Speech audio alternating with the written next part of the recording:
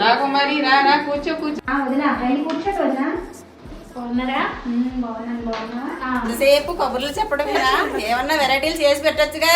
ఏంటమ్మా నీ చేతి వంట తినాలని నేను వస్తే నువ్వు వద్దుతో చేయిస్తున్నావు. నాకు నీ చేతి వంట తినాలని ఉందమ్మా. అయితే మీరు మాట్లాడుకుంటా ఉండండి, నేను వంట చేసుకొస్తా. ఐడియా ఎలా ఉంది? ఐడియా ఏంటి కుమారి? నిన్న మనం ఏం మాట్లాడుకున్నాం?